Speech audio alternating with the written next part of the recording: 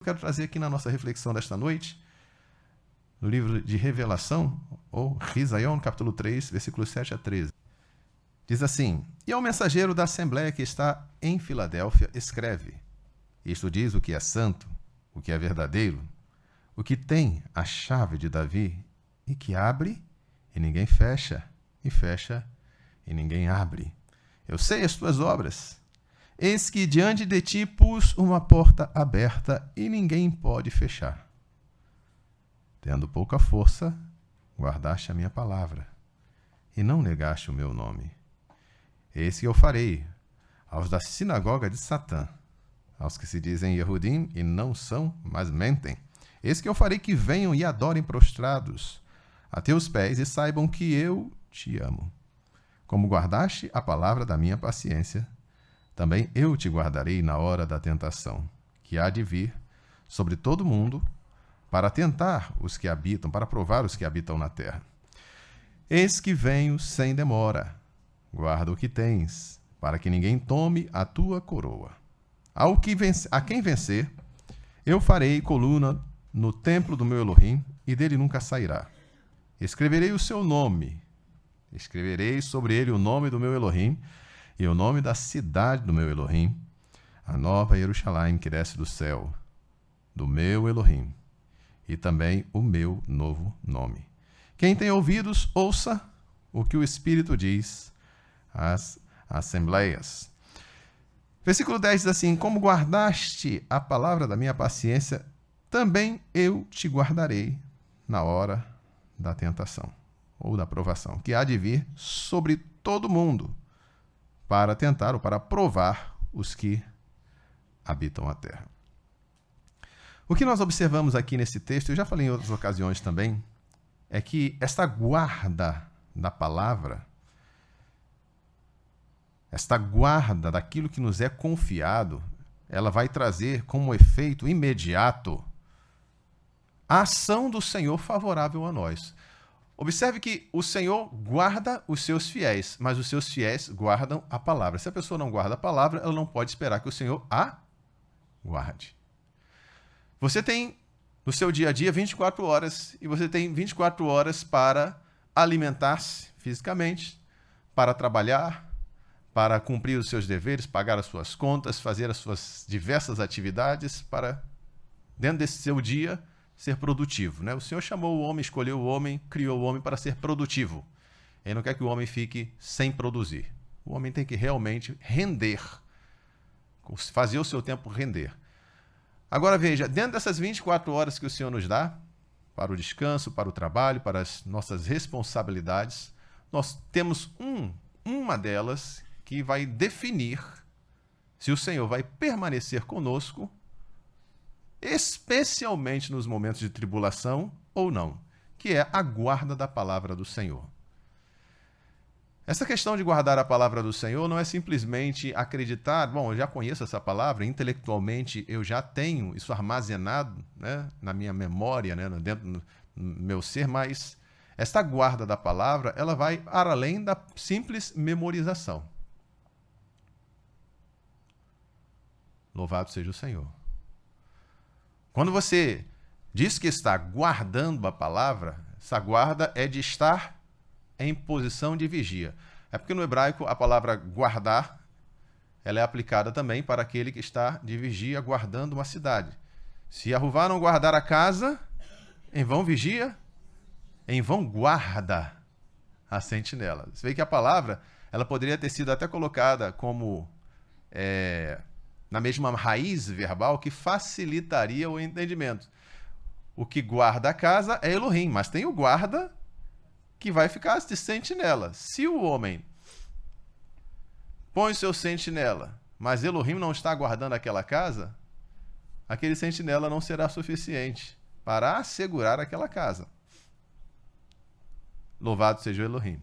Então, veja, quando eu me ponho de guarda, eu estou vigiando, eu estou olhando aquela palavra. Não estou simplesmente deixando ela ali escondida sem estar olhando para ela, sem estar vigiando sobre ela. Aquela palavra que o Senhor deu para os seus discípulos, vigiai e orai, Esse vigiar é o quê? É estar de guarda. Estar olhando, estar atento. Atentai, vigiai e orai. Você está vigiando a palavra. Mas vigiar em que sentido? A palavra ela vai sair correndo? Bom, vou pegar aqui, trancar no cofre, guardei. Eu nem sei o que está lá dentro do cofre. Eu não estou vendo o que está dentro do cofre. Eu não estou em contato com o que está dentro do cofre. Eu só estou guardando, mas nem um pouco de atenção para o que há dentro. Não é esse tipo de guarda. Mas é a guarda velando por aquilo que o Senhor confiou. No Salmo 119, só para a gente ter aqui uma colocação bem mais definitiva, né, a respeito disso, 119, versículo 9, você vê que há uma relação com aquilo que o Senhor manda que nós guardemos, que é a sua palavra. Nós guardamos a palavra do Senhor e é preciso que a gente entenda isso. Essa guarda da palavra vai dar para nós, cada dia, um desfrute. Porque se é um tesouro, e um tesouro que você pode estar realmente usufruindo dele, e você está guardando, mas você está desfrutando dele, então essa palavra não é uma palavra meramente armazenada, mas é uma palavra operante, uma palavra que está produzindo um efeito na vida daqueles que estão guardando. Os irmãos estão entendendo o que eu estou querendo dizer? Há coisas que você pode colocar num cofre, armazenar, e aquilo não faz efeito nenhum enquanto você não tirar do cofre e usar ou observar, né? Às vezes tem aquelas joias, né? Antigamente era mais comum a pessoa andar de joias, hoje é tudo bijuteria, né? Então tem aquelas joias, botava no cofre, a pessoa, ela guardava lá e esquecia, ficava lá no cofre. Ela só quando abria o cofre, ela ficava lá olhando, olha que joia linda e tudo mais, caro, não sei o quê. Então, enquanto está armazenado no cofre, ela não desfruta de nada, está lá no cofre. Não é assim que o Senhor quer que a gente guarde a palavra dele. Com a palavra lá no cofre, sem usufruir de nada. Está lá. O Senhor manda esconder a palavra no coração. Mas você vê aqui que efeito essa palavra vai produzir. Versículo 9. Como purificará o jovem o seu caminho? Observando conforme a tua... Ele está observando o caminho dele e comparando com a palavra. Está vendo onde o caminho dele vai levá-lo. Como é que ele sabe? Ele sabe enxergar o futuro? Quem olha para a palavra sabe enxergar o futuro. A palavra do Senhor nos permite ter um vislumbre do futuro. Aleluia. Versículo 10. De todo meu coração te busquei. Não me deixes desviar dos teus mandamentos. Preste atenção, mais um elemento. Desviar dos teus mandamentos. Esse desviar dos teus mandamentos traz para a gente a ideia de que estamos em um caminho. Adiante de nós, os mandamentos. E se nós nos desviarmos, nós perderemos de vista os mandamentos. Então, é preciso ver, preciso enxergar esses mandamentos. Esses mandamentos não estão lá no cofre, invisíveis aos nossos olhos. Eles precisam estar diante dos nossos olhos. Se eu quero saber se eu estou desviado ou não, eu preciso enxergar algo para saber. Eu estou desviado, porque eu não estou agindo conforme o mandamento, não estou agindo conforme a palavra. Por que muitas pessoas hoje nem sabem que estão desviadas? Porque não conhecem a palavra do Senhor.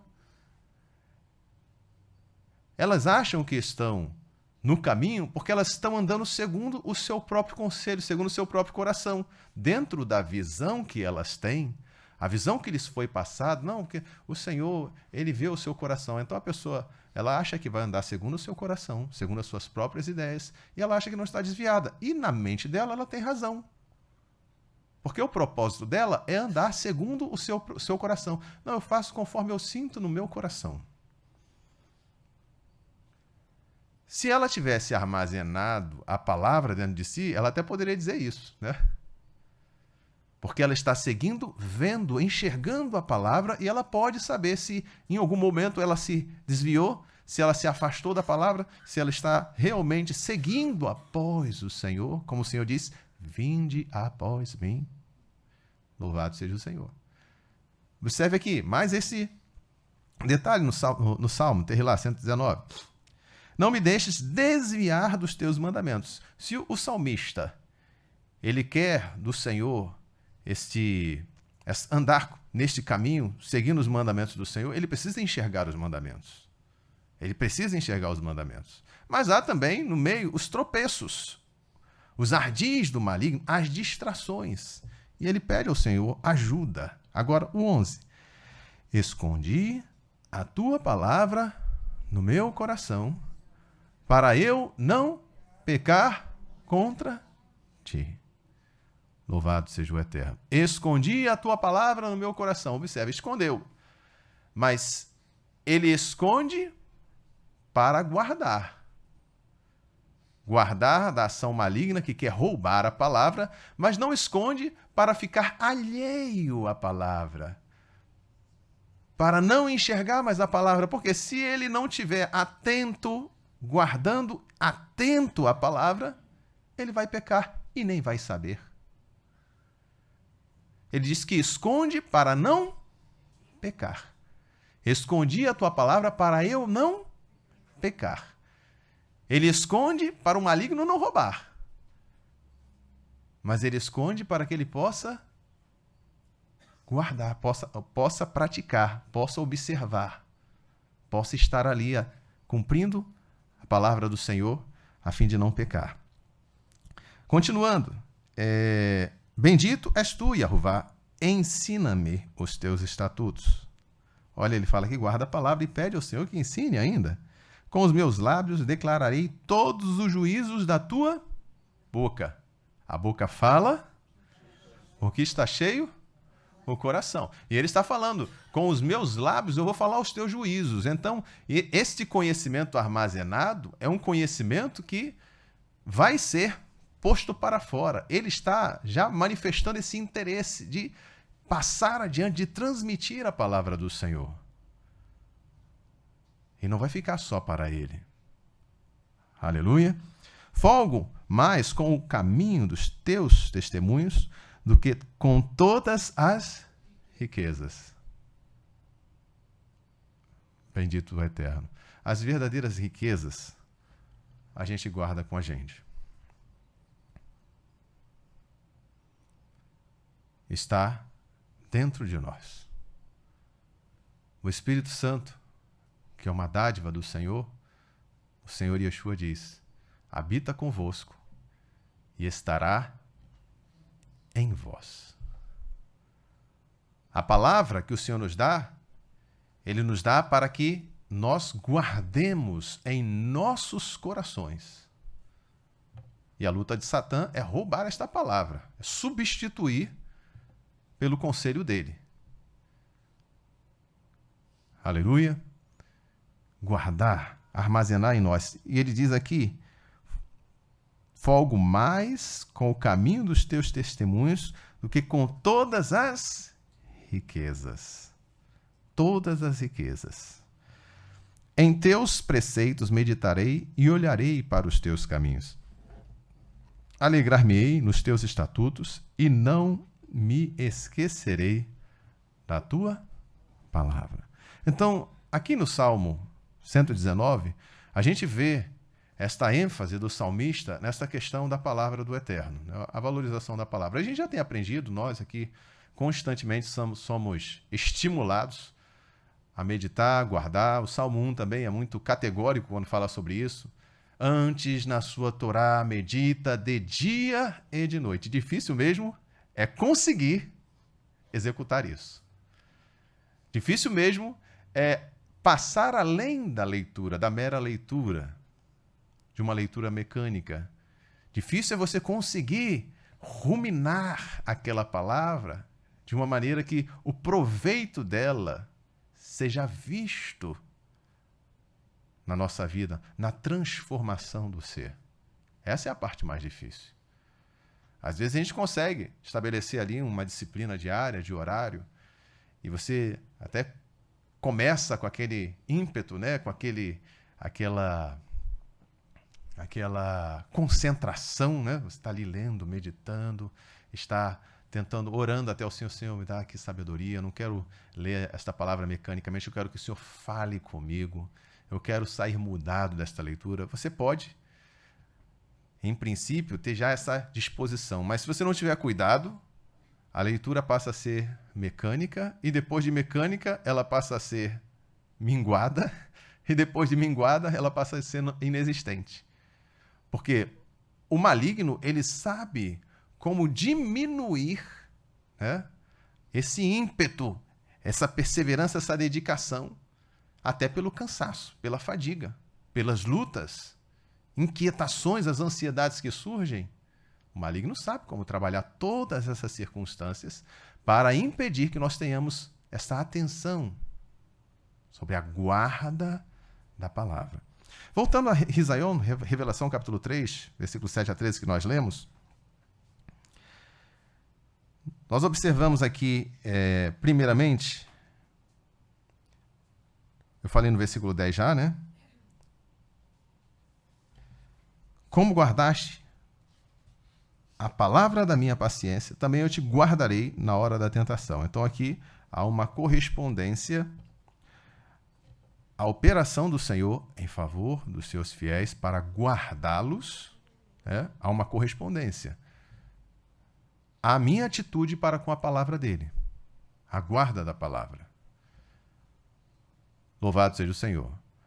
Você quer a proteção do Senhor? Então tem que guardar a palavra. Mas tem que saber guardar. Tem que estar atento à sua disposição, ao seu empenho na guarda da palavra. No capítulo 2, ou melhor, capítulo 4, versículo 7 da carta de Timóteo, segunda carta de Shaul a Timóteo, naquela passagem tão conhecida, combati o bom combate, acabei a carreira, guardei a emuná. Guardei a emuná. Guardar a emuná implica em guardar a... E você vai observar que Shaul teve um combate, toda a sua vida ele teve um combate para que a palavra do Senhor não fosse minguada, não fosse arrancada nem de si, nem das almas para as quais ele pregava. Ele até diz para Timóteo, né? Também, guarda a ti mesmo. Foi o pastor Mário que leu hoje de manhã essa palavra. Guarda-te a ti mesmo. Não é. Cuida de ti mesmo e da Torá. Cuida de ti mesmo e da Torá.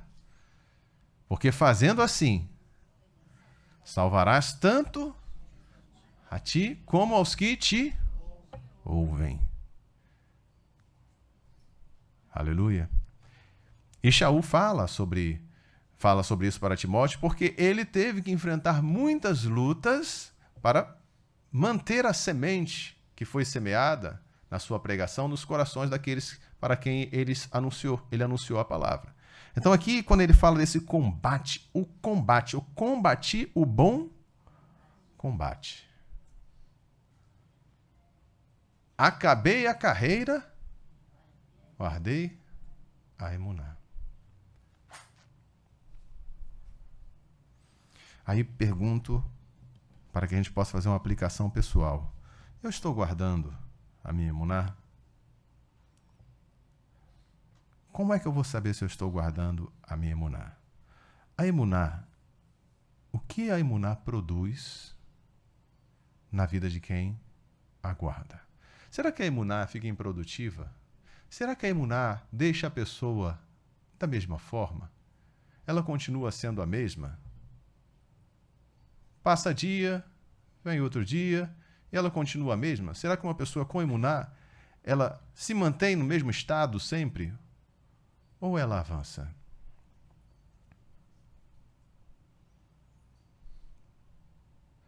Quando a gente vê os relatos dos homens de emuná, você vê aperfeiçoamento neles? Você vê progresso na vida deles? Você vê transformação na vida deles? Você vê experiências com o Senhor na vida deles? Ou você vê sempre a mesma coisa? Yosef era um homem de emuná? E você consegue ver o crescimento que ele alcançou em todas as suas experiências, diga-se de passagem, muito sofridas, muito difíceis. Mas você vê esse crescimento nele. Você vê que Yosef era uma pessoa que tinha sentimentos,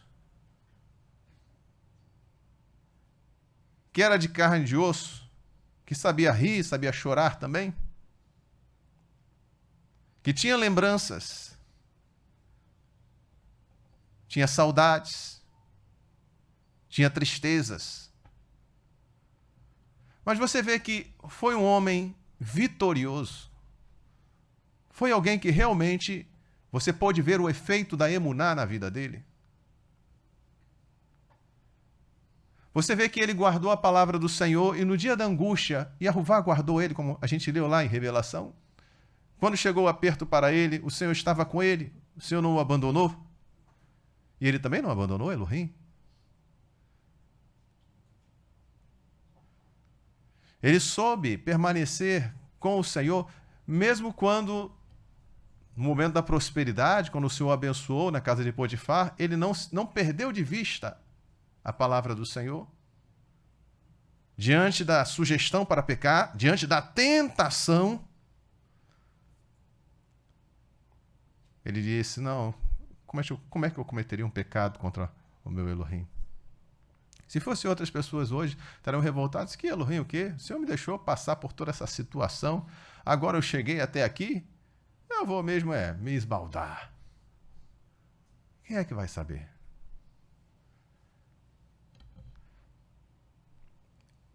E aí é que a gente vê a diferença na trajetória de um homem que tem realmente emuná. E a gente precisa fazer essa reflexão quanto a nós. Não no sentido de nós nos depreciarmos, nem ficarmos amargurados. Não, a palavra do Senhor, quando ela nos confronta, não deve produzir em nós fraqueza, desânimo. E nem devemos ficar fazendo o papel de acusador de nós mesmos. Quando a palavra do Senhor nos confronta, devemos fazer que nem aquele filho pródigo. Embora seja uma comparação que nós não queiramos fazer, pô, não quero estar comendo, desejando comer as bolotas. Né? Mas a reação nossa deve ser a forma dele, né? E caindo em si. Caindo em si, ele pode vislumbrar a realidade. Olha, quanto dos trabalhadores do meu pai tem abundância de pão, e eu aqui perecendo de fome. Eu não preciso estar nessa situação. E, amados, nesse momento em que muitas pessoas querem ficar se vitimizando, Senhor, me tira dessa situação, por que eu estou aqui desejando comer as bolotas? Você deve dizer para essa pessoa, amigo, se levanta. Vai ter com o teu pai. Vai resolver o teu problema. Porque esse vitimismo, quando a ação que deve ser tomada deve ser da pessoa, se a pessoa fica ali se vitimizando, ela vai ficar prisioneira de Satã o resto da vida. Ela não vai mudar a vida dela. Não vai ter transformação, aperfeiçoamento, mudança como vítima. E Yosef estava em Mitzrayim e não ficou lá tratando-se como vítima. Ele sabia que dependia da ação dele. Então chegou na casa de Potifar e trabalhou. Só vou trabalhar. Devia ser doloroso lembrar das coisas ruins que lhe fizeram, mas ele estava lá trabalhando. Confiando em Elohim. O Senhor fez prosperar. E depois ele tomou a derrubada de novo, jogaram ele na cadeia. Vou trabalhar. Levantar-me-ei. Se Satã quer derrubar, a gente se levanta. Se porventura tropecei, eu posso me refazer diante do Senhor, mas não vou ficar esperando que o Senhor venha. Não, o Senhor tem que me levantar. Não, o Senhor tem que me mostrar o que eu preciso fazer. Porque a obra que ele fez, ele já fez. O poder do Senhor, ele se manifesta. Se o Senhor tivesse que fazer alguma coisa em meu favor, pode contar que ele já teria feito. Aleluia. O Senhor tem os seus propósitos. Há situações que fogem, são exceções à regra, mas em regra geral, a pessoa tem que ter a atitude correta. a atitude que o Senhor espera. Então ele disse, levantar-me-ei, e irei ter com meu pai. Ele vai pedir, oh Senhor, eu reconheço que eu pequei, mas envia o meu pai aqui para me salvar. Manda ele trazer uma carruagem, uma veste bonita, uma não sei o quê.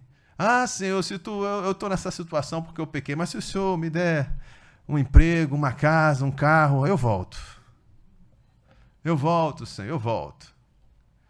É triste como as pessoas, elas fazem pedidos ao Senhor que, primeiro, elas não fizeram por onde para merecer. Nada disso está consignado na palavra do Senhor. O Senhor não prometeu isso. Muita gente acha que vai receber bênção sem ter um mínimo a apresentar diante do Senhor. Esaú está que nem Esaú. Esaú foi lá diante de Isaac e achou que ia receber a bênção. Achou que enganando o pai dele, ele ia receber a bênção. Ele chama Jacó de enganador, mas quem estava enganando era ele. Ele que estava enganando. Ele que vendeu o direito de primogenitura dele. Aí depois ele diz, por 2 vezes ele me enganou. Ele é um enganador. Ele? Jacó não enganou ele. Comprou o direito de primogenitura dele. Ele não foi enganado.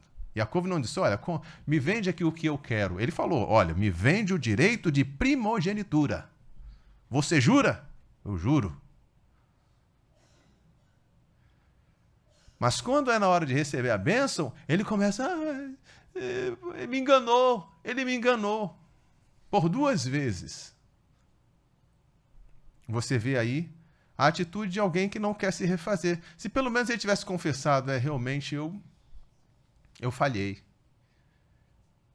Eu não valorizei o privilégio que eu tive de nascer primeiro. Não busquei agradar a Elohim. É terrível como essa doutrina, ela inverte tudo e você vê essa inversão na forma como as pessoas se relacionam com Elohim. Você vê essa inversão, a pessoa não merece e acha que tem direito. Ela, ao invés de se quebrantar diante do Senhor, não, agora, tudo bem, agora eu vou guardar a palavra do Senhor, vou passar a valorizar aquilo que o Senhor valoriza, vou passar a viver uma vida agradável ao Senhor, para que o Senhor possa me abençoar. Muita gente acha que o Senhor tem que abençoar igualmente a todas as pessoas, independente da devoção, do serviço, da dedicação que cada pessoa está manifestando para Ele. Não é assim.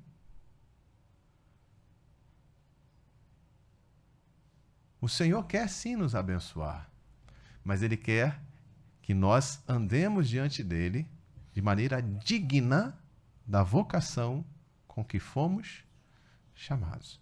Então, voltando aqui, tornando aqui a nossa reflexão, quando nós vemos aqui no texto de Revelação, guardaste a palavra da minha paciência e eu te guardarei na hora da tentação. Essa relação, ela é muito importante. Porque tão encarecidamente me amou, eu também o livrarei. Poloei a salvo no alto retiro porque conheceu o meu nome. Ele me invocará e eu lhe responderei. Louvado seja o Senhor. Isso está lá no Salmo 91. Então tem uma condição e tem um resultado mediante a providência, a disposição que nós nos apresentamos diante do Senhor. Então veja, um outro exemplo aqui para a gente ter também ainda mais claro é a ação de Shaul, rei Shaul. Quando Shemuel tinha sido instruído por Elohim, deu a ordem para o rei, para que ele esperasse por ele por 7 dias, e seria oferecida ali aquela oferta que era necessária. Antes de ele entrarem naquela batalha, precisava ser oferecida a oferta. E Shemuel não chegava. Shaul, já incomodado por conta dos próprios israelitas que estavam amedrontados e estavam se dissipando, estavam com medo. Shaul começou a ficar temeroso também. E aí ele ofereceu o sacrifício que não competia a ele oferecer. Logo que ele terminou, Shemuel chega. E aí Shemuel diz para ele o que está aqui no capítulo 13, versículos 13 e 14. 1 Shemuel. Agiste neciamente e não guardaste o mandamento que Yahová teu Elohim te ordenou, porque agora Yahová teria confirmado o teu reino sobre Israel para sempre. Preste atenção, amado. Existe uma condição e existe um resultado. A depender da atitude de Shaul, o Senhor teria confirmado o reino dele. Mas ele não guardou a palavra do Senhor. E aí você pode ter muitas justificativas para dizer, poxa, Shaul estava em aperto, as pessoas estavam indo embora, ele ia ficar sozinho para enfrentar os exércitos dos filisteus. E você pode ter muita justificativa para tentar amenizar a situação de Shaul. O fato é que o Senhor estabeleceu ali como condição ele guardar a palavra. E ele não correspondeu a essa condição. E aí o Senhor, o próprio Shemuel, fala, porém agora não subsistirá o teu reino. Já tem buscado Yahová para si um homem segundo o seu coração. E já lhe tem ordenado Yahová que seja chefe sobre o seu povo, porquanto não guardaste o que Yahová te ordenou. Você, quando recebe uma ordem, você precisa ter essa ordem memorizada, guardada.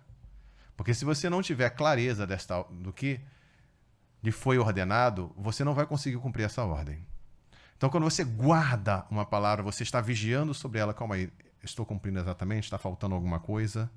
Interessante que no mundo militar, assim, a gente está interagindo com o pessoal que já foi militar ou ainda às vezes o que comanda dá uma ordem e manda o subordinado repetir. Repete aí o que eu ordenei. Porque ele quer saber se a pessoa entendeu, né? Então ele manda repetir. Opa, não foi isso que eu te ordenei. Você acrescentou aí, não. Corrige aí. É isso daqui. Agora repete. Aí ele repete.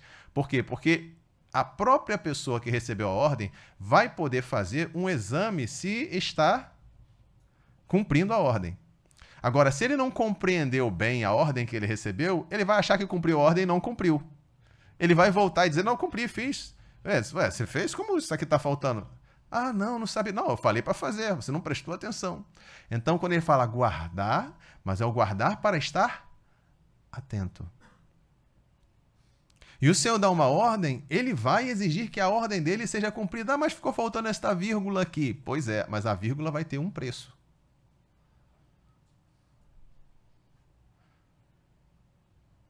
A vírgula tem o seu preço. Quando o Senhor fala sobre guardar a Torá, falando que não vai passar um iod, nem uma coisa mínima, sem que tudo se cumpra. O Senhor está falando de algo que diz respeito à vida dele também, o cumprimento do seu ministério, da execução do plano de Elohim, e ele fala aqui, não vai faltar uma vírgula. Não vai faltar um iud, a menor de todas as letras. Um pontinho. E aí a gente lembra daquela experiência lá no Madeiro, quando ele estava pendurado já, e ele diz, tenho sede. Mas antes de ele pedir, ali no texto, na narrativa, diz que o Senhor sabia que todas as coisas estavam consumadas. Ele sabia que faltava ainda o cumprimento desta profecia, e ele diz, tenho sede. Aí dão a ele o vinagre, né? E aí eu já contei aqui em experiências passadas, em meditações passadas, falando, vinagre tem cheiro? Tem cheiro? Se você tivesse sede, você beberia vinagre? Vinagre mata a sede? Você beberia? Se você tivesse sede, naturalmente, se não fosse algo determinado por Elohim, você não beberia. Mas o Senhor Yeshua bebeu por quê? Porque havia uma profecia que precisava ser cumprida. Não passará um iod. O Senhor ele não exige de nós o que ele mesmo não mostra como fazer. O Senhor Yeshua foi o maior exemplo de quem cumpriu a palavra do Senhor, guardou a palavra de Yahová, do Pai, as profecias, as promessas, nos mínimos detalhes, ele estava disposto a fazer. E ele fala, eu faço sempre o que lhe agrada. O Pai não tem me deixado só. Causa e efeito. Como é importante para nós, amados, a gente ter clara esta visão. Uma coisa a gente está lendo aqui o texto, assim, guardar a palavra, mas como isso se dá? Qual deve ser a minha relação diária com a palavra de Elohim? Qual deve ser a importância, o momento do meu devocional? Como ele deve ser cercado de uma atenção, de um cuidado? Porque disso vai depender a bênção ou a maldição. Se eu guardo ou se eu não guardo. Então, Shemuel, ele fala isto para Shaul, porquanto não guardaste o que Yahová te ordenou. Louvado seja o Senhor. E Shaul, nesta ocasião, já não teria confirmado o seu reino. E como eu falei do exemplo do Senhor Yeshua, capítulo 15 de Yohanan, versículo 10, o Senhor ele fala sobre essa questão da guarda dos mandamentos. No 14 também, versículo 15, se me amardes, guardareis os meus mandamentos. A guarda observando, a guarda comparando. Escondi a tua palavra no meu coração para eu não pecar. Não é aquele armazenamento para ficar com teia de aranha e cheio de poeira. E num belo dia a gente vai lá sacudir aquela teia de aranha. Não. É para a gente estar manuseando todos os dias. Estar meditando todos os dias. Ali no salmista, quando fala sobre a Torá do Senhor, ele sussurra. Ele murmura todos os dias. Delas falarás, andando pelo caminho, assentado em tua casa, andando pelo caminho. Louvado seja o teu nome, Pai, deitando-te e levantando-te. Então diz aqui, versículo 10, capítulo 15, versículo 10. Se guardardes os meus mandamentos, permanecereis no meu amor. Do mesmo modo que eu tenho guardado os mandamentos de meu Pai e permaneço no seu amor. Tenho-vos dito isso, para que a minha alegria permaneça em vós e a vossa alegria seja completa. A critério, a causa e a efeito. E nós precisamos estar cumprindo em nossas vidas com este cuidado, né? Guardar a tua palavra. Escondi a tua palavra no meu coração, para eu não pecar contra ti. Muito bem, amados. Eu deixo aqui esta reflexão para nós nesta noite. Nós estamos aí em meio a essas lutas, essas tentações. As trevas trabalham. O mundo espiritual está em guerra. Mas eu preciso estar guardado. Eu preciso estar sob a proteção do Senhor. Como vou alcançar essa proteção dele? Guardando aquilo que é mais precioso. Atendendo a esta condição fundamental, que é estar de guarda, vigiando sobre a palavra do Eterno. Amém? Então espero que nessa semana o seu devocional seja o devocional. Espero que nessa semana a gente possa aceitar esse desafio. Você chega no seu devocional e fala, Senhor, eu quero que tu venhas me ensinar. Me ajuda a lembrar aqui, Senhor. Eu quero sair daqui com alegria no meu coração. Como diz ali a palavra, achadas as tuas palavras, logo as comi. Foram gozo e alegria para o meu coração. E aí eu quero ver aqui no próximo domingo, no próximo primeiro dia da semana. Tem causa e tem efeito. Tem uma condição e tem um resultado, se nós atendermos essa condição. Nós precisamos agora partir para um momento em que a gente precisa observar a nós mesmos. Não, vamos estabelecer uma meta, vamos colocar em prática esse alvo, esse objetivo e examinar o resultado. Então, nós temos uma semana. Temos uma semana para colocar em prática e ver o resultado. Fazer o seu exame. Como é que eu estou? Estou mais forte? Estou mais fraco? Me sinto mais alegre? Estou mais triste?